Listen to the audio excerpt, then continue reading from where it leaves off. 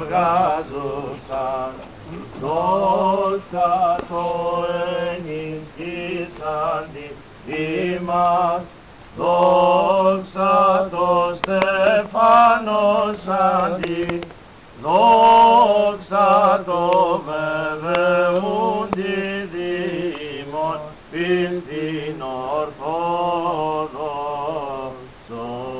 Ελέησον ημάς ο Θεός και το μεγαλεός ο Θεόμεθας επάκουσον και ελέησον. Κύριε ελέησον, Κύριε ελέησον, Κύριε ελέησον. Επιδεόμεθα υπέρ του Πατρός και Αρχιεπισκόπου ημών Ιωάννου και πάση Χριστό ημών αδελφότητος. Κύριε ελέησον, Κύριε ελέησον, Κύριε ελέησον. Επιδεόμεθα υπέρ αναπαύσεως πάντων των επεπτήλοι Αναστάσεως ζωής αιωνίου και κειμεμένων ευσεβώς Ορθοδόξων Χριστιανών, Βασιλείων Πατριαρχών Αρχιερέων, Ιερέων Ιερομονάχων, Ιεροδιακόνων Μοναχών, Μοναχιστών, Πατέρων Προπατώρων, Πάπων Προπάπων, Γονέων Τέκνων Αδελφών και Συγγενών ημών, ετωραπαρχής μέχρι των εσχάτων και υπέρ της συγχωρητήν αυτής, παυθυμένημα εκουσιώντες και ακούσιον.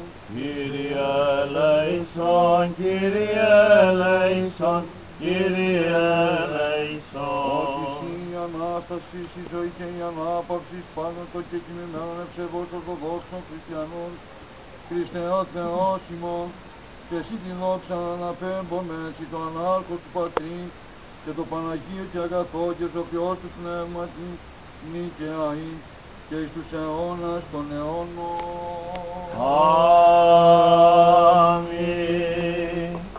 Χωρών Θεοειδή των Αγίων Πατέρων και ομολογητών της Χριστού Εκκλησίας, συμφώνως τιμήσομεν ως του Πνεύματος